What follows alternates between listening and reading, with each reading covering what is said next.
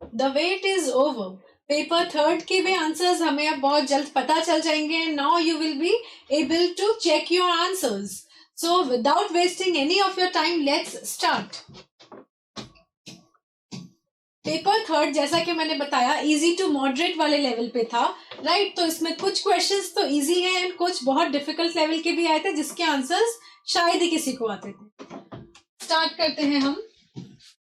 Yes, question number 1 जो है that is section 121 of evidence act provides privileges to. ये direct question है evidence act का। Section number आप सबको पता होगा, यहाँ पे जो 4 दिया हुआ है ऑप्शन हमारे पास 121 का ऑफिशियल कम्युनिकेशन, जजेस and magistrate, husband and wife and affairs of the state.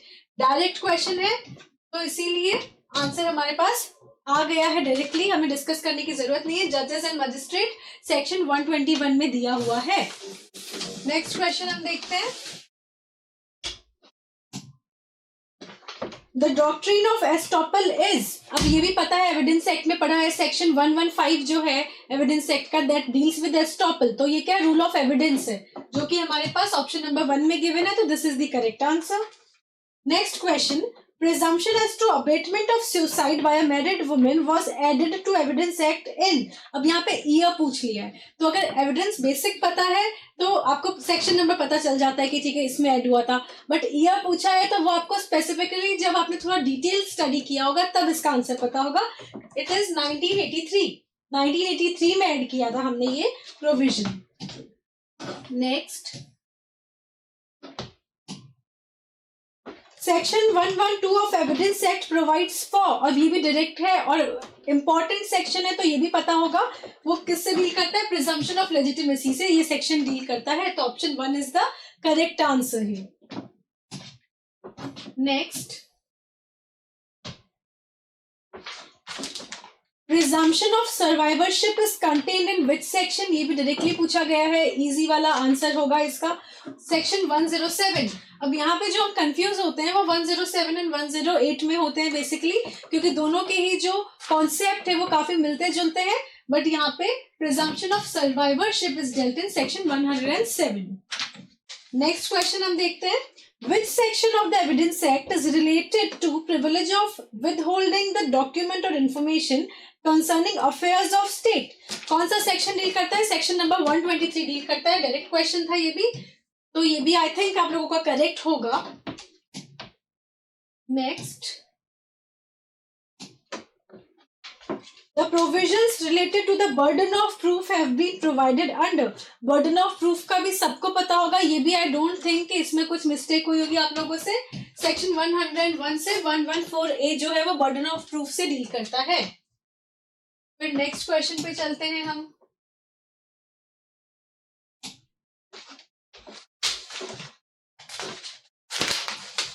Under the limitation act the applicant has been defined as. अब यहाँ पे जो ऑप्शंस भी हैं, और ये क्वेश्चन हमने सेम पढ़ा था जब लिमिटेशंस के क्वेश्चन सॉल्व किए थे हमने लाइव क्लासेस में, तो ये क्वेश्चन हमने किया था और मैम ने जब लाइव क्लास ली थी तभी भी एक्सप्लेन किया था, तो ये डेफिनेटली आप सबका सही होगा। यहाँ पे ऑप्शंस है a petitioner, any person from or through whom an applicant derives his right to apply, any person whose estate is represented by the applicant as executor, administrator or other representative, और fourth option है a defendant। तो defendant के सिवा सारे सही है, इसीलिए we have marked option 4 as our answer।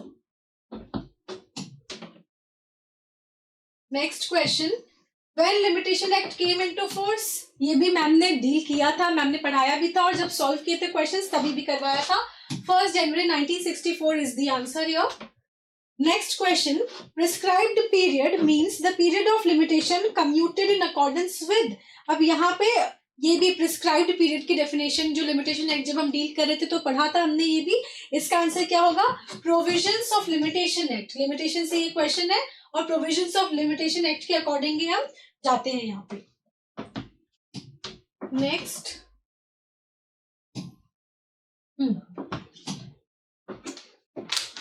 Section 129 of Evidence Act 1872 states that No one shall be compelled to disclose to the court any confidential communication which has taken place between who among the following. तो 129 पता है हमें advocate and client की professional relation professional communication की lead करता है, तो यहाँ पे इसीलिए option 1 is the correct answer. Next question, Indian evidence act came into force in. ये भी डायरेक्ट क्वेश्चन है, ये भी किसी का रॉन्ग नहीं हुआ होगा. 15 March 1872 is the correct answer.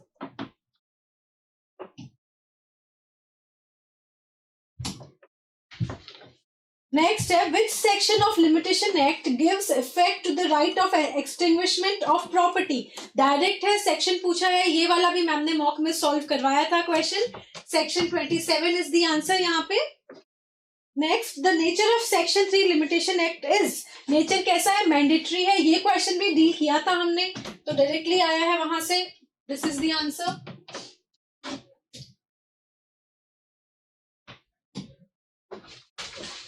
Next question हम देखते हैं, question number 15. Where the prescribed time for any suit, appeal or application expires on a date when the court is closed, the suit, appeal or application may be instituted. अब यहाँ पे जो options हैं, on the date when the presiding officer is present, on any date by the permission of the concerning court, फिर third option है all of these, और fourth है on the date when the court reopens. तो जहां पे court reopen होती है वहां पे हम मानते हैं इस चीज को, इसलिए option 4 is the correct answer. Next question, which of the following term is not defined in section 2 of the limitation act 1963. Not defined पूछा है यहाँ पे. नॉट डिफाइंड में लीगल डिसेबिलिटी डिफाइंड नहीं है वहां पे, तो इसलिए option 3 is the correct answer. Next question जो है, under limitation act 1963 plaintiff does not include. First है, एनी पर्सन फ्रॉम और through whom a plaintiff derives his right to sue. Second है, any person whose estate is represented by the plaintiff as executor, administrator or other representative. और question यहाँ पे पूछा है, select the correct answer using codes given below. और codes ये है, यहाँ पे कौन सा पूछा है क्वेश्चन जो था वो था does not include. ये दोनों तो इंक्लूड होते ही हैं, तो इसीलिए the answer is none of these. None of these is the answer. Next question हम देखते हैं.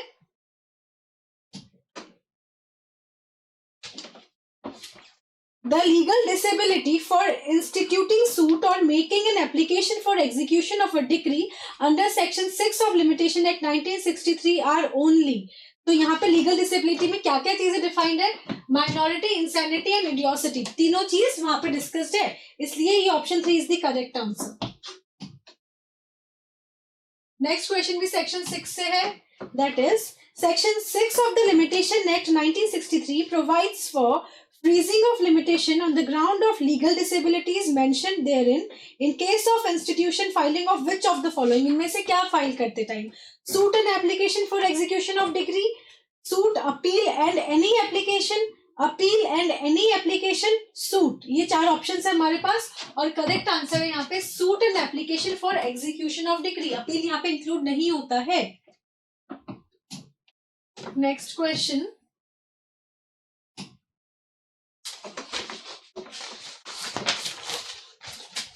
any suit for which no period of limitation is provided elsewhere in the schedule of the limitation act 1963, the limitation period from the right to sue accrues will be. यहाँ पे सबको पता होगा ये कि जहाँ पे कुछ नहीं गिवन होता है हम 3 years मानते हैं, जो कि ऑप्शन 1 बोल रहा है, तो ऑप्शन 1 के साथ हम जाएंगे यहाँ पे. Next question is, application for execution of decree other than the injunction is to be made within how many years. कितने years में करना होता है, 12 years from the date of decree. ठीक है, ये भी क्वेश्चन जो है डायरेक्टली पूछा गया है, ये मैम ने क्वेश्चन सॉल्व करवाते टाइम भी करवाया था solve. Next, for bringing on record legal representative of the deceased party, application is to be made within. कब हम लगाते हैं, विद इन कितने डेज लगानी होते हैं, 90 days from the date of death. ये है correct answer. Next, on whom the onus to prove the sufficient cause for delay in filing an appeal or application is. तो यहाँ पे किसके ऊपर बर्डन होता है, ओनस ऑफ प्रूफ किस पे होता है, अपीलेंट या एप्लीकेंट पे होता है. जो अप्लाई कर रहा है वो ही बताएगा कि डिले क्यों हुआ है उससे.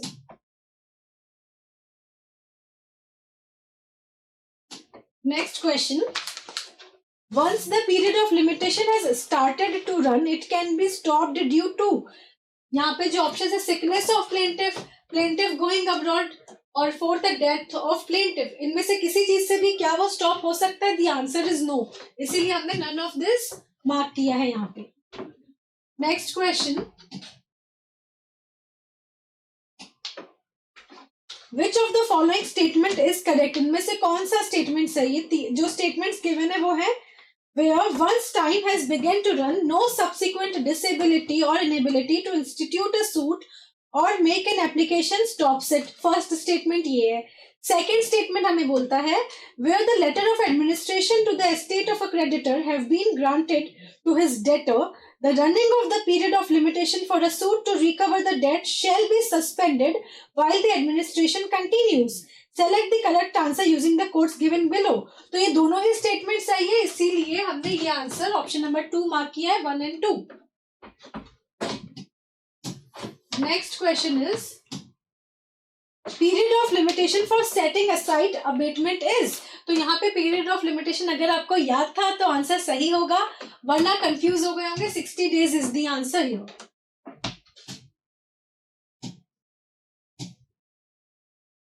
Next question. In computing the period of limitation for an application to set aside an award, the time requisite for obtaining a copy of the judgment shall also be excluded. Under which section of limitation act? ये ऐसा कौन सा section बोलता है? Section 12 clause 4 ऐसा बोलता है. तो अब यहाँ पे कंफ्यूजन क्या था? बिकॉज सब क्लॉज पूछ लिया, मतलब क्लॉज पूछ लिया है सेक्शन का. सेक्शन नंबर 12 सबको पता था, बट क्लॉज नंबर अगर स्पेसिफिक याद नहीं है तो this answer would have made you a negative marking in your marks, right. Next हम चलते हैं. Next question is, the period of limitation for a suit for possession of immovable property based on title is. क्या है period of limitation? 12 years है, तो option 2 is the correct answer here. Next है, to set aside the decree passed ex party where the summon was duly served, the period of limitation is. ये question भी ma'am ने करवाया था जब test paper solve करवाया था. तो इसका आंसर है 30 days from the date of decree, तब तक.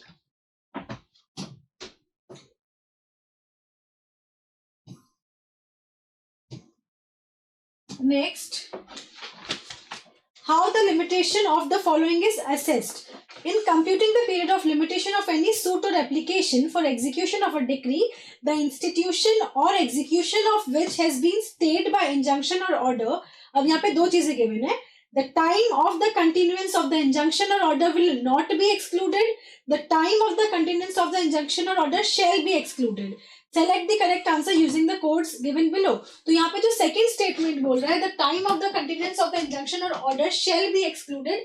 This is the answer. इसलिए हमने ऑप्शन नंबर 1 चूज किया है यहाँ पे. नेक्स्ट क्वेश्चन,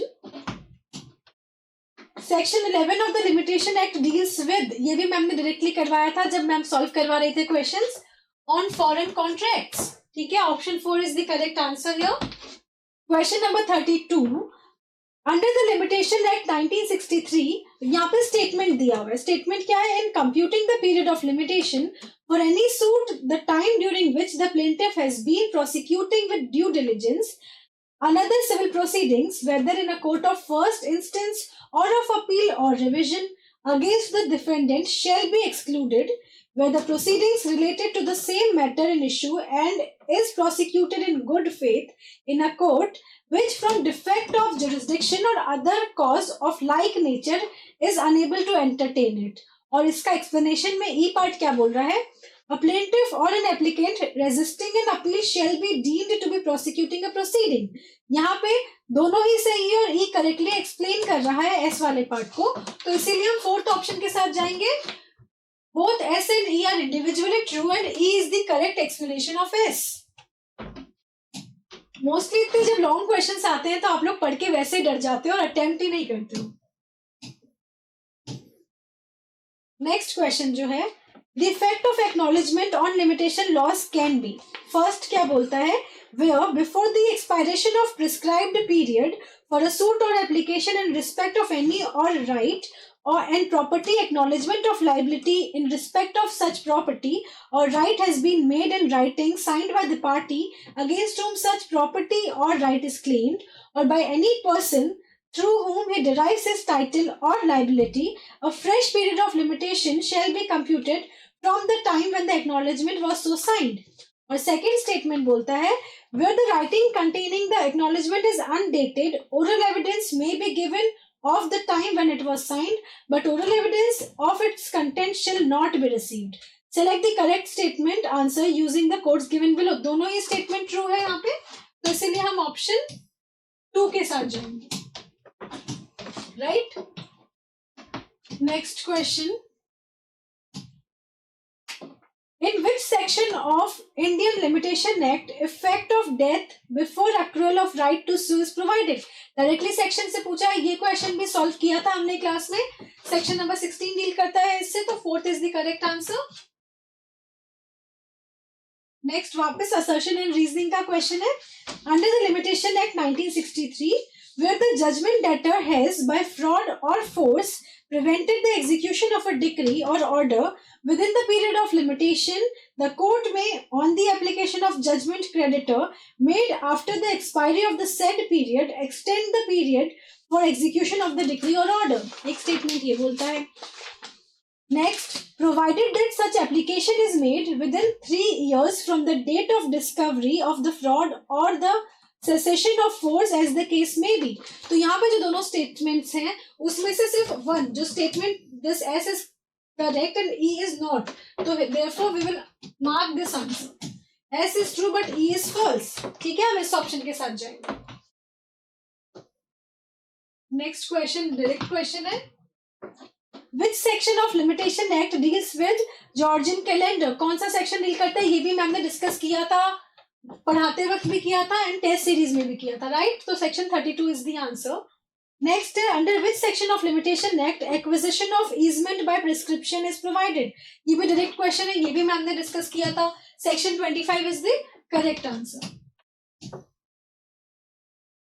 नेक्स्ट क्वेश्चन है order 6 rule 16 of CPC deals with. किससे डील करता है?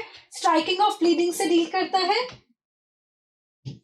तो इसीलिए option 3rd is the correct answer here. Next question. Who generally pays stamp duty and registration charge in respect of gift deed? अगर gift है तो donor नहीं पे करता है, डोन नहीं पे करता है. तो अगर आप कंफ्यूज हो गए हो इन दोनों वर्ड्स में, डोनर एंड डोनी में, तो आंसर रॉन्ग होगा. Otherwise this was very much clear. Donee पे करता है, डोनर पे नहीं करता है. Right. Next, which of the following section of the Limitation Act 1963 deals with the effect of substitution or adding new plaintiff or defendant? कौन सा section deal करता है? ये भी डायरेक्ट क्वेश्चन आया है. तो यहाँ पे section 21 is the answer. Section 21 में ऐसा लिखा हुआ है. Next question. In case of continuing breach of contract, the period of limitation begins. अब continuing word use है at every moment of time during which the breach of contract continues. तो इसलिए option 2 is the correct answer. Next पे चलते हैं हम. Which order of Code of Civil Procedure is related to ascertainment of allegations in pleading? तो यहाँ पे the answer is order 10 rule 1. यहाँ पे सोचो order and rule दोनों याद रहने चाहिए, वरना फिर आंसर गलत हो जाता और याद भी नहीं आता. बिकॉज ऑप्शंस देख के अगर मतलब if you do not remember तो फिर वो एनीवेज याद नहीं आता है. Next question, question number 43. Which provision among the following deals with evasive denial in CPC? Evasive denial से डील करता है ऑर्डर 8 रूल 4. तो 3rd is the correct answer.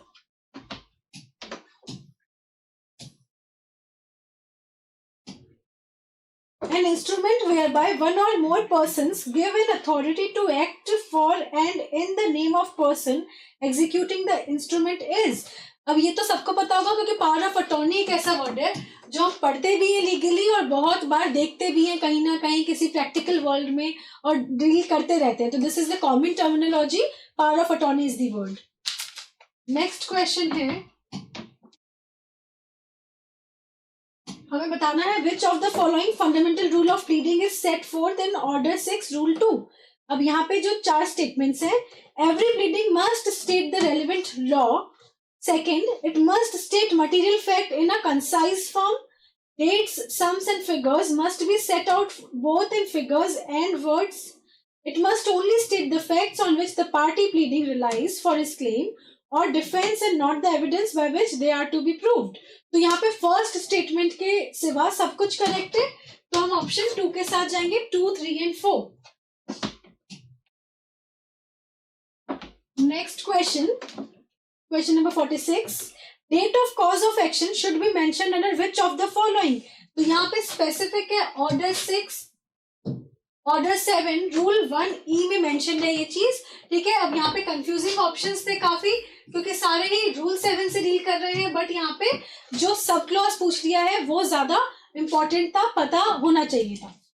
Pleading shell mean, अब यहाँ पे ये इजी क्वेश्चन है, प्लेंट और रिटन स्टेटमेंट दोनों ही इंक्लूड करते हैं प्लीडिंग्स में हम।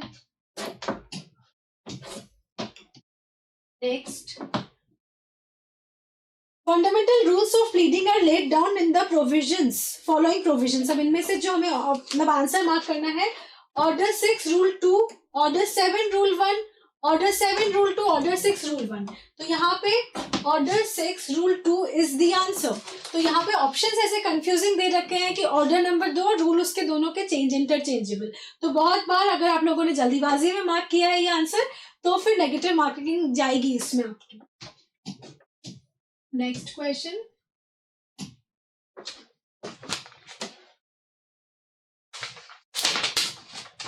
in which capacity the court may add government as a party under rule 2 of order 27 में कैसे ऐड कर सकती है, एज ए डिफेंडेंट ऐड कर सकती है, ठीक है। in which capacity the court may add government as a party under rule 2 of order 27A, amendment से ऐड होता है इसलिए ए है यहाँ पे, as a defendant, right. Next, which provision of CPC allows a person to file a suit in representative capacity? ये easy था, ये रूल सबको पता होता है, ऑर्डर 1 रूल 8, ये तो रटा हुआ ही होता है mostly. Next, question number 51. Provisions relating to set off is contained in, set off कहाँ कंटेन्ड है, रूल सॉरी ऑर्डर 8 में है, तो this is the answer. Next, who makes payment of money into court under order 24 of the CPC procedure? तो यहाँ पे 24th order के अंदर डिफेंडेंट ऐसा करता है, इसलिए first is the correct answer. Next match करना है हमें ये सारा, यहाँ पे मैं बिना मैच किए पहले आंसर बता देती हूँ, then I will keep on matching. First is the answer A, जो मैक्सिमम प्रो बोनो पब्लिको जो है, इसका मतलब होता है फॉर द पब्लिक गुड, ओबिजस इबी रेमेडियम, when there is a right there is a remedy, right. तो उसके बाद थर्ड है पेरी मटीरिया, सेम सब्जेक्ट मैटर, रेस जुडिकाटा प्रो वेरिटेट हैबितो, इसका मतलब है an educated matter shall be deemed. तो ऑप्शन 1 हमारे पास करेक्ट आंसर आ गया है यहाँ पे। नेक्स्ट क्वेश्चन,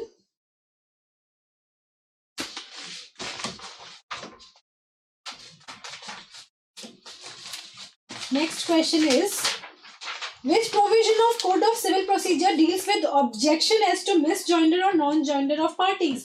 तो ये भी पता होगा बिकॉज बहुत बार पूछा जाता है, और जब हमने सीपीसी पढ़ी थी तो बहुत रटा था इस वाले ऑर्डर एंड रूल को। Order 1 rule 13 is the answer, जो ऑप्शन 4 बताता है। Next, which provision of code of civil procedure deals with the dismissal of suit where summons are not served because of the failure of the plaintiff to pay cost? यहाँ पे order 9 का जो rule 2 है वो ऐसा बताता है, और वो ऑप्शन 3rd में गिवन है, तो 3 इज द आंसर। नेक्स्ट है order 6 rule 4 of CPC does not include, क्या इंक्लूड नहीं करता है, फ्रॉड करता है, ब्रीच ऑफ ट्रस्ट करता है, अंडर इन्फ्लुएंस करता है, कोवर्जन इंक्लूड नहीं करता है, राइट। तो ऑप्शन 1 जो है हमारे पास वो करेक्ट आंसर है। Next question, Under which provision of CPC an application for attachment of property before judgment can be presented? हम कहाँ पे कौन से ऑर्डर के अंडर प्रेजेंट कर सकते हैं? तो है order 38 rule 5 is the answer. Order 38 rule 5. Next question हम देखते हैं. Which section of Code of Civil Procedure deals with caveat? ये भी रटा हुआ होता है सेक्शन नंबर 148A. ये caveat से डील करता है. Next, where plaintiff does not disclose a cause of action, the court क्या कर सकती है? रिजेक्ट कर सकती है. रिजेक्ट का ऑप्शन है हमारे पास, reject the plaint. Next, pleadings subsequent to written statement of a defendant other than by way of defense to set off or counterclaim shall be presented. कहाँ पे प्रेजेंट करेंगे हम? Only by the leave of court he present कर सकते हैं. Shall be presented only by the leave of court. This is the answer. Next question.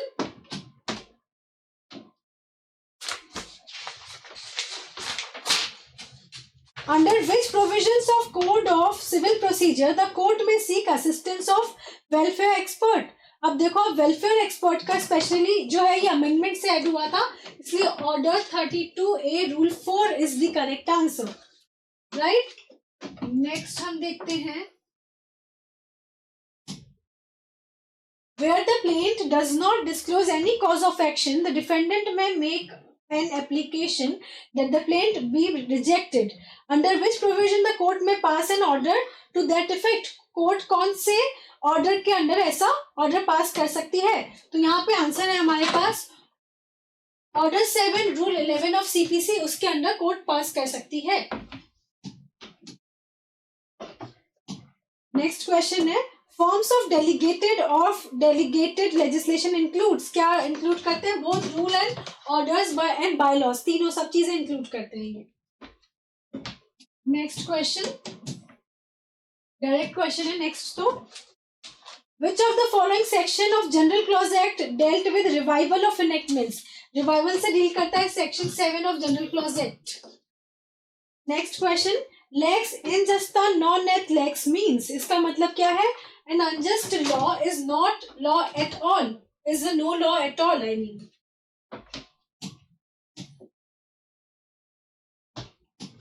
Next is sentential legis means intention of legislature. legislature जो है law है वो क्या बताना चाह रहा था जब law बना था?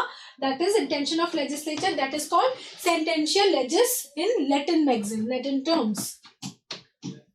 Next question.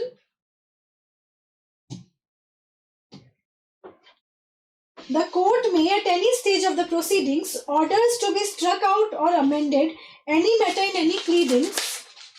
पर इसमें जो दिए हुए points which may be unnecessary, scandalous, frivolous or vexatious, which may tend to prejudice, embarrass or delay the fair trial of the suit, which is otherwise an abuse of the process of the court.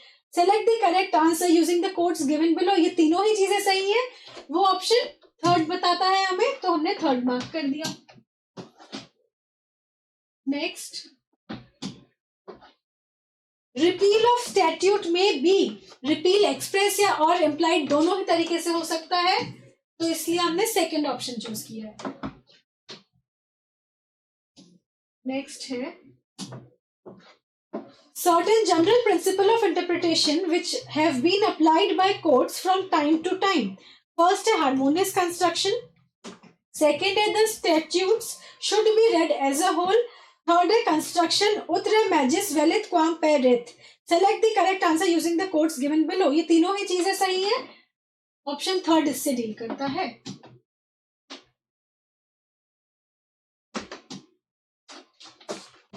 The legal maxim a verbis legis non et residendum means. इसका मतलब क्या होता है? ये Latin maxim से पढ़ने में भी शायद फ्रेंच का यूज होता है इनको, और मीनिंग समझने में तो आप लोगों ने अगर पहले पढ़ा हो तो भी if you haven't revised it याद नहीं आता है. राइट. इसका आंसर है you must not vary the words of a statute.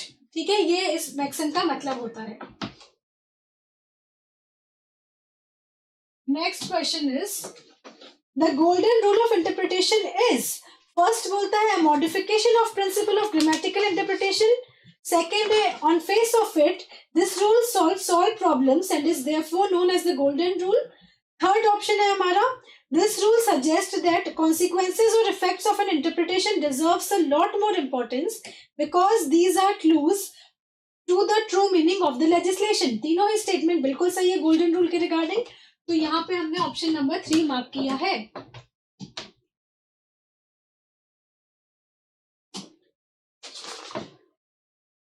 Next is rule of एडिस्टम जेनेरिस. ये भी अगेन इंटरप्रिटेशन ऑफ स्टैट्यूट्स का पार्ट बनता है. रूल ऑफ एडिस्टम जेनेरिस means of the same kind. ये इजी क्वेश्चन था क्योंकि आईओएस पढ़ते टाइम ये तो हमने डेफिनेटली पढ़ा है और ये हमें याद रहता है, रट जाता है ये वाला factor. Next, if a statutory law is open to more than one interpretation, the court must choose the interpretation which represent the true intention of. intention किसका? अभी हमने ऊपर भी देखा था same kind of question, legislature का. तो legislature is the correct answer, option number 4. Question number 74, right? यहाँ पे internal aid to interpretation includes. Internal aid में क्या क्या इंक्लूडेड है? लॉन्ग टाइटल डेफिनेटली, प्रीएम्बल ये भी सही है. फिर मतलब दोनों ऑप्शंस जो बता रहा है विच of the following is true, दोनों ही इंटरनल एड के पार्ट है. Option number 2 is the correct answer. Next, which part of the judgment establishes the precedent that is to be followed by the lower court. Lower court को क्या follow करना होता है? आपको पता होगा जजमेंट के 2 पार्ट्स होते हैं, रेशियो डिसेंडाई एंड ऑर्बिटर डिक्टा. रेशियो डिसेंडाई पार्ट जो होता है वो फॉलो करना होता है और ऑर्बिटर डिक्टा क्या होता है? ओपिनियन ऑफ द जज, जो कि बाइंडिंग नहीं होता है. It does not act as a precedent. Option 4 is the correct answer here. Next question हम देखते हैं. The base of rule of harmonious construction of interpretation is, first step, probably the legislature must not have intended to contradict itself. ये सही है. When legislature gives something by one hand, does not take away the same by the other. ये भी सही है. Third option बोलता है one provision of an act does not make the another provision of the same act useless. ये सही नहीं है. Select the correct answer using the codes given below. इसमें हम ऑप्शन 4 को मार्क करेंगे. Next, the Latin maxim "Utre magis velet quam perit" means. इसका मतलब क्या होता है? Words susceptible of analogous meaning if used together are given cogent meaning. This is the correct answer. क्योंकि ये जो लैटिन मैक्सिम है वैसे बेसिकली इसका मतलब होता है it is better to validate a thing rather than to invalidate it, right? तो उसके अकॉर्डिंग सेकंड ऑप्शन जा रहा है. Next, general things do not derogate from special things. On which Latin maxim this principle is based? तो ये based है generally of speculabis non derogante, जो कि ऑप्शन नंबर 2 है. ये Latin maxim है, इस पे ये मीनिंग based है. Next question, while considering the constitutionality of an act, the court presumes it is. Court क्या presume करेगा? कॉन्स्टिट्यूशनल है वो डेफिनेटली, तो इसीलिए first is the answer.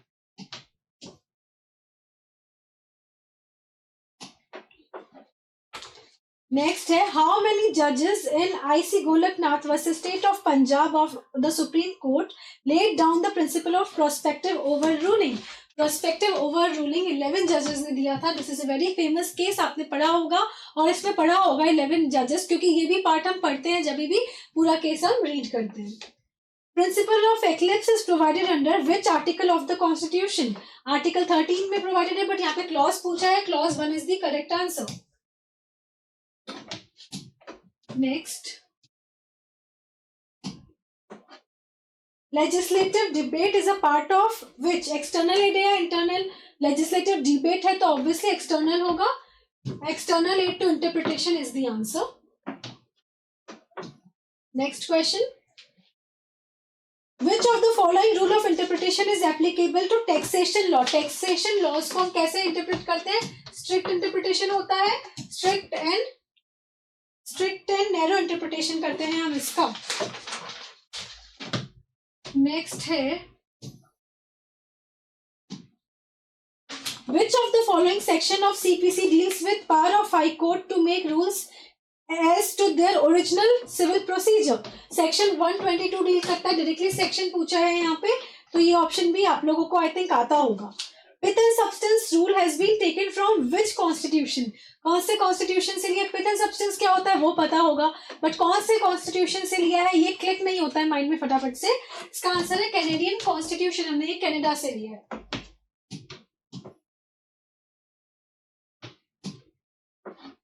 While constructing a provision in penal statute, if there appears to be a reasonable doubt or ambiguity, it shall be resolved in favor of which of the following? तो यहाँ पे penal statute है, इसीलिए person who would be liable to penalty or punishment, उसके favour में हम फिर उसको इंटरप्रेट करते हैं। Next question, which of the following is based on the principle that a law which violates fundamental rights is not a nullity or void ab initio but becomes unenforceable? Doctrine of Eclipse पढ़ा था हमने, ये उसी की बात कर रहा है, उसी को लैंग्वेज में लिखा हुआ है। Option 3 is the correct answer. The mischief rule of interpretation originated in which case? Heydon's case, ये भी बिल्कुल रटा हुआ है सबको, तो option 4 is the correct answer. Next question है, Which of the following is first rule of interpretation? First क्या था? Literal rule था, इसको हम grammatical rule में बोलते हैं। First is the answer यहाँ पे। Next question is, Indian Evidence Act applies to judicial proceedings in judicial proceedings कहाँ पे? First है any court, second है proceedings before an arbitrator.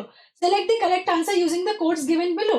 तो यहाँ पे वो कोर्ट में लगती है, आर्बिट्रेटर के सामने नहीं लगती है, इसलिए fourth is the answer. Next,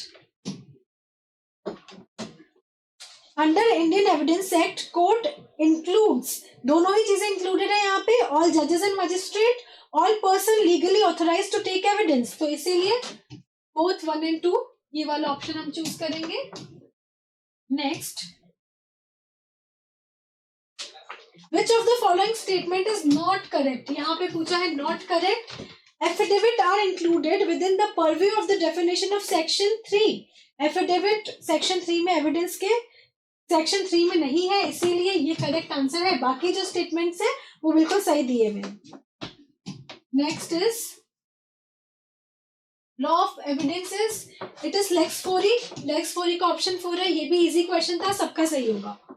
next is Indian evidence act 1872 was drafted bye, किसने ड्राफ्ट किया था वो भी सबको पता था, स्टीफन कमीशन ने ड्राफ्ट किया था, इसलिए fourth is the answer. Next question है, which section of the Indian evidence act provides that evidence may be given of fact in issue and relevant fact? ये भी बिल्कुल डायरेक्ट है, सेक्शन नंबर 5 से डिस्कस्ड है ये वाली चीज, तो ये आंसर है हमारे पास। एविडेंस के काफी सारे क्वेश्चंस आई थिंक डायरेक्ट आए हैं, तो आप लोगों को अगर एविडेंस पढ़ा हुआ होगा तो डेफिनेटली सारे आंसर्स आ गए होंगे। Next question, under which provision of evidence act relevancy of facts forming part of same transaction is mentioned? same transaction का जो चीज है वो सेक्शन 6 में डिस्कस्ड है, तो ये आंसर है हमारे पास। नेक्स्ट है, which one of the following is not inclusive in section 8 of Indian Evidence Act? सेक्शन 8 में इनमें से क्या चीजें नहीं है? मोटिव डेफिनेटली है, प्रिपरेशन है, कंडक्ट है, इंटेंशन मेंशन नहीं है, तो यहाँ पे ये इंटेंशन करेक्ट आंसर है। Next again, under the evidence act following are document, writing है बिल्कुल, लिथोग्राफ्ट ये भी डॉक्यूमेंट की डेफिनेशन में आएगा, तो 1 and 2 सेकेंड ऑप्शन जो है वो करेक्ट आंसर है।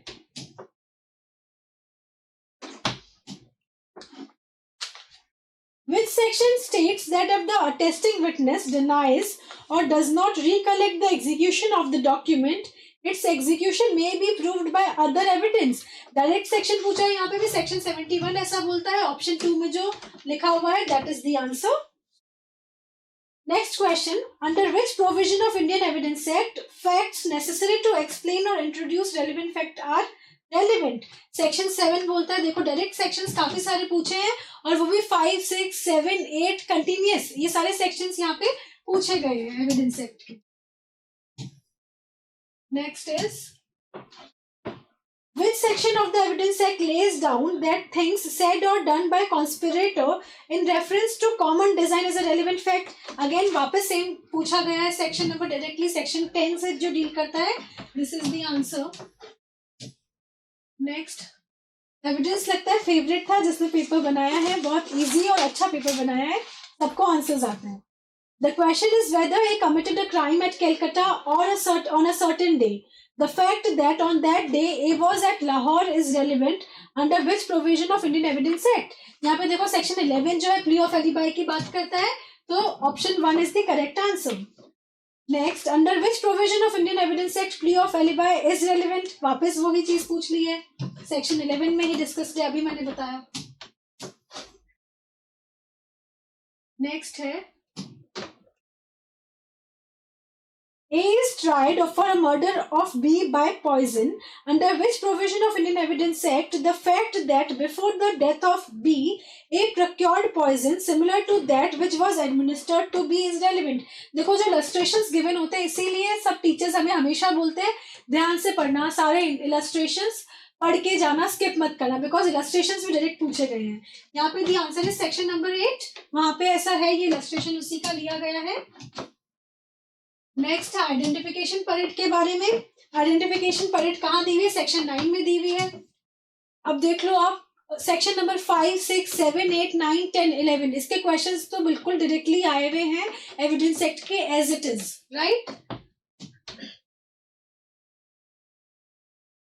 Next question. A sues B for negligence in providing him with the carriage for hire not reasonably fit for use, whereby A was injured. ठीक है. The fact that B's attention was drawn on other occasion to the defect of that carriage is relevant particular. और second बोल रहा है the fact that B was habitually negligent about the carriage which he let to hire is relevant. Select the correct answer using the codes given below. यहाँ पे दोनों ही चीज जरूरी है, तो हम ये वाला आंसर मार्क करेंगे 1 and 2 both. Next, A sues B for damage done by a dog of B which he knew to be ferocious. The fact that the dog had previously bitten X, Y and Z and that they had made complaints to B are relevant under which section of Evidence Act? Directly यहाँ पे भी illustration देके section पूछा है, section 14 के अंदर वो relevant होता है, तो 3 इज द करेक्ट आंसर. अब असर्शन एंड रीजनिंग का कुछ क्वेश्चन है, आई थिंक यस. ये क्वेश्चन ऐसा बोलता है A is tried for the murder of B by intentionally shooting him dead, right? और इसका एक्सप्लेनेशन है the fact that A was in habit of shooting at people with intent to murder them is relevant. तो यहाँ पे आपको पता होगा ये चीजें नहीं चलती है क्रिमिनल लॉ में, तो A is true, बट यहाँ पे एक्सप्लेनेशन जो है वो सही नहीं है, तो 2 option is the correct answer here. Next है if a reference is made over a disputed matter to a third person, the declaration by that person shall be in evidence against the party making a reference by virtue of which of the following provisions. तो कौन सा provision है? Directly यहाँ पे answer आता है section 20 of evidence act. ये भी डायरेक्ट आंसर था. नेक्स्ट, ये भी एविडेंस का ही है. A document required by law to be attested can be proved under section 68 of Evidence Act only. यहाँ पे जो ऑप्शंस है by calling at least one of the attesting witness. ये पता है हमें कि यही आंसर है फर्स्ट, तो why to read all? First is the correct answer.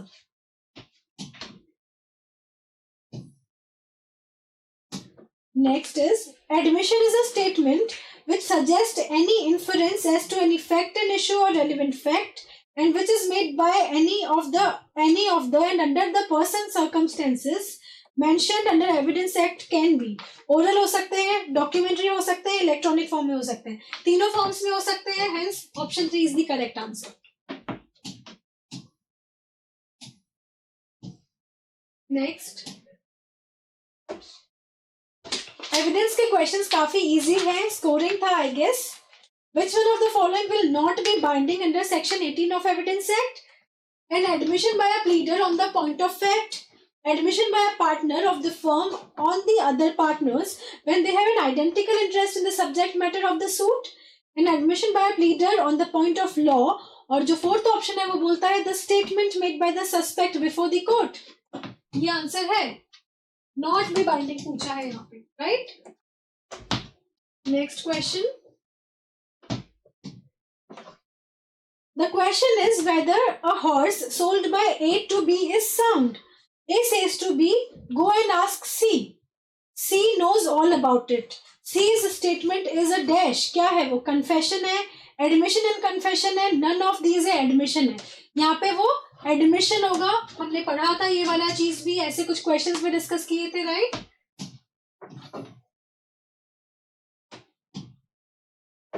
When oral admissions as to content of a document are relevant, कब relevant है? फर्स्ट सिनेरियो दिया हुआ है, when the party proposing to prove them shows that he is entitled under the rules to give secondary evidence of contents of such document, the genuineness of a document produced is in question, select the correct answer using the codes given below। तो यहाँ पे दोनों ही चीजें सही है, 1 and 2 both।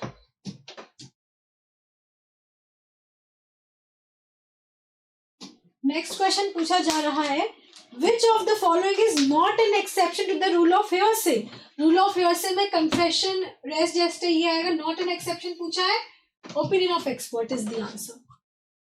Next है, admission of the admitted are matters may operate as estoppel, may operate as estoppel, admissions topic पढ़ा है हमने, तो ये आंसर भी आता होगा। क्वेश्चन नंबर 17 जो है हमें मैच करना है, मैच द फॉलोइंग, ओके। यहाँ पे सेक्शन नंबर्स मैच करने हैं, डायरेक्टली ही पूछा गया है वैसे। गाइन डिक्लेरेशन का सेक्शन नंबर 32 है, देन ओपिनियन ऑफ एक्सपर्ट का section, opinion of expert sorry B है, हाँ बी का है सेक्शन 45 जो कि ऑप्शन नंबर 1 है। एस्टॉपल जो है 115 में दिया हुआ है, पब्लिक डॉक्यूमेंट 74 में दिया हुआ है। ये चारों डील करता हुआ हमारे पास जो ऑप्शन है वो है option number 2। This is the correct answer.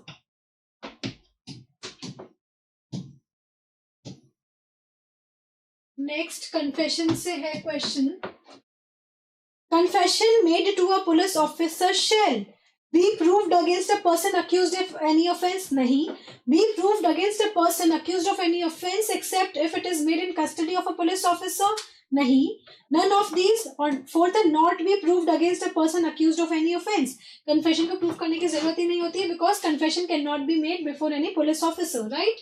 तो इसीलिए fourth is the correct answer. Next question, A and B are jointly tried for the murder of C. It is proved that A said B and I murdered C. The effect of this confession is against B. The court shall consider, court consider करेगी, तो इसीलिए shall वाली चीजें यहाँ पे shall consider, shall not consider, may consider, shall और may में main confusion रहता है, but यहाँ पे shall is the correct answer. Again हमें मैच करना है, ओके ठीक है। यहाँ पे हमें जो मैच करना है इसमें आंसर है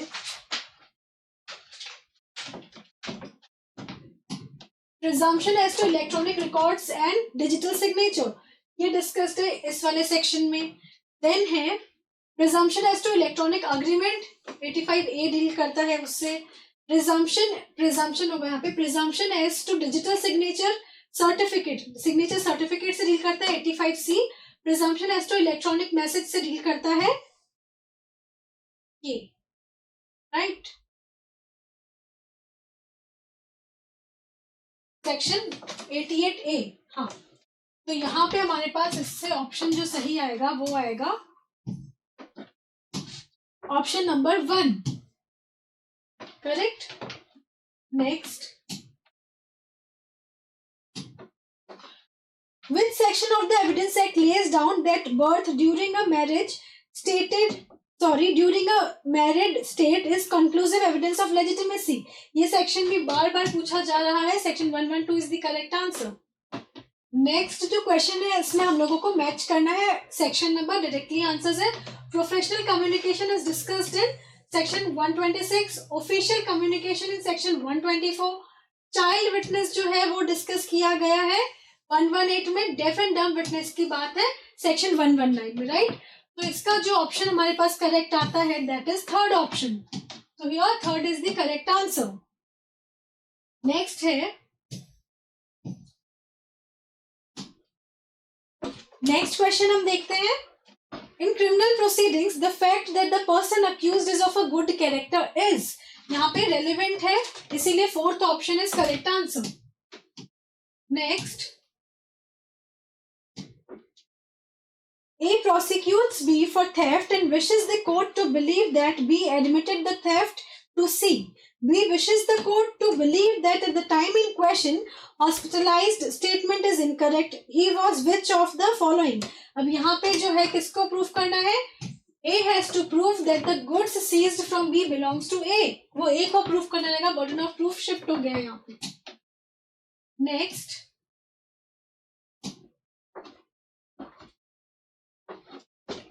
next question is, list of facts of which judicial notice has to be taken under section 57 of the Evidence Act. Direct question आया है, एग्जॉस्टिव नहीं है वो लिस्ट, इसलिए आंसर क्या है? Is not exhaustive.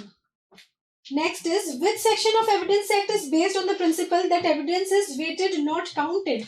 ये भी डायरेक्ट क्वेश्चन पूछा है, सेक्शन 134 डील करता है इस चीज से. Next, in civil cases, the fact that the character of any person concerned is such as to render probable or improbable any conduct imputed to him is. अब यहाँ पे वो irrelevant है, but यहाँ पे exception भी है, in so far as such character appears from facts otherwise relevant. ये भी directly पूछा गया है. Next, which one of the following fact need not be proved? इनमें से क्या प्रूव करने की जरूरत नहीं है? कस्टम्स को हम प्रूव करने की जरूरत नहीं होती है. Next is, the content of documents में प्रूव्ड बाय, या तो प्राइमरी या सेकेंडरी, इधर बाय प्राइमरी और by secondary evidence. Option 2 is the correct answer. Next है, Essentials of section 27 of Evidence Act is that. Essentials में क्या आता है section 27 में? The accused must be in police custody. Police custody में होना चाहिए वो person. Next question.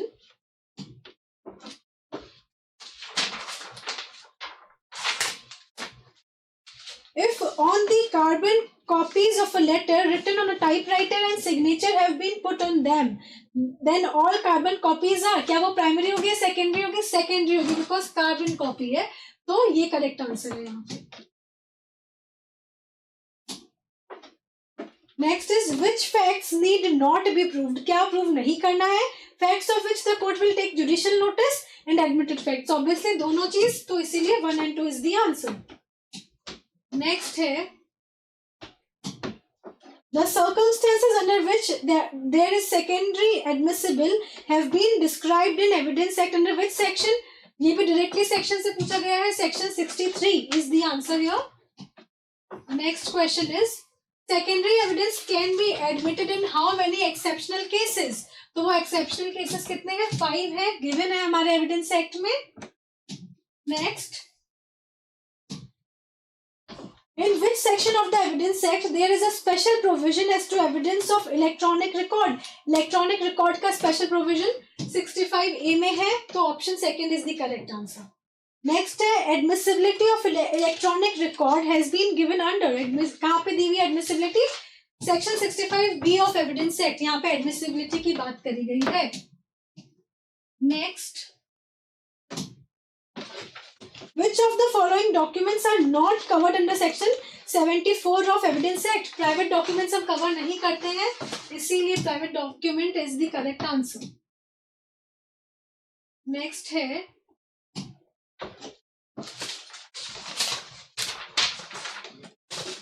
which one of the following statement is true about section 154 of Evidence Act? यहाँ पे इनमें से कौन सा ट्रू है?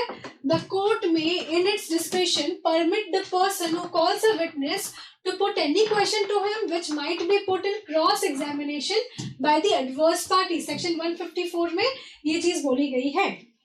Next is, section 15 of the Evidence Act deals with the particular application of the general principle laid down in which section? Section 14 में जो general principles है उसकी बात करता है, तो यहाँ पे option 3 is the correct answer. Next question is, opinion of an expert under section 45 of the evidence act is, opinion of expert क्या है? Not a conclusive proof, supportive and collaborative in nature, ये हमें पता है, ये answer होगा फिर। Can not be relied upon and is a conclusive proof, दोनों रॉन्ग है। Next question, what is presumption as to genuineness of official gadget in electronic form kept as per law by the court?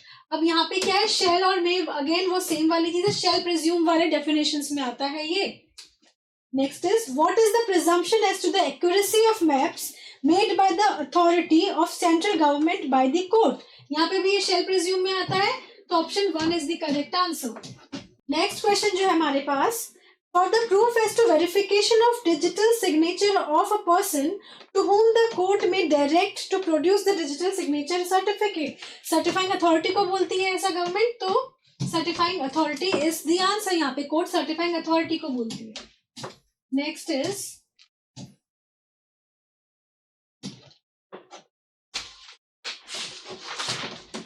the public document may be proved by production of, public document हम कैसे prove कर सकते हैं? Certified copy हो तो ही prove कर सकते हैं। Next, A desires a court to give judgment that B shall be punished for a crime which A says B has committed. अब ए बोल रहा है बी ने किया है कमिट, तो किसको प्रूव करना रहेगा? ए को प्रूव करना रहेगा कि उसने क्राइम किया है। नेक्स्ट जो क्वेश्चन है हमारा, अगेन वो सेक्शन नंबर से डायरेक्टली पूछा गया है, Which one of the following is not correctly matched? तो इनमें से कौन सा करेक्टली मैच नहीं है? Impeaching credit of witness, ठीक है, ये करेक्टली मैच नहीं है, बाकी सारे करेक्टली मैच हैं। नेक्स्ट क्वेश्चन,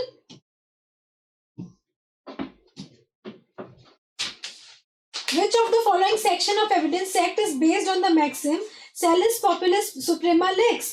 123 क्लॉज 4 उस पे बेस्ड है, तो इसीलिए this is the correct answer. Very close options were there, तो यहाँ पे कंफ्यूजन आया होगा definitely. The burden of proving insanity under section 105 of the evidence act lies on whom, कौन करेगा बर्डन, किसके ऊपर बर्डन है ये प्रूफ करने का? अक्यूज्ड हिमसेल्फ, वो खुद बोलेगा ये चीज कि हाँ, मतलब ही हैज टू प्रूव कि I was not in my senses. Next question है, what is presumption as to power of attorney as to execution and authentication executed and authenticated by notary public by the court? यहाँ पे वही shall presume वाली बात हुई हुई है, तो shall presume is the answer।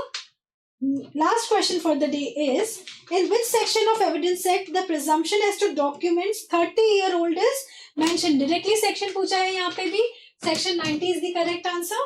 Now I think all the answers are clear। अब आप लोग कैलकुलेट करेंगे एंड कमेंट सेक्शन में फटाफट से रिप्लाई करेंगे how much you are scoring in paper number 3। Thank you।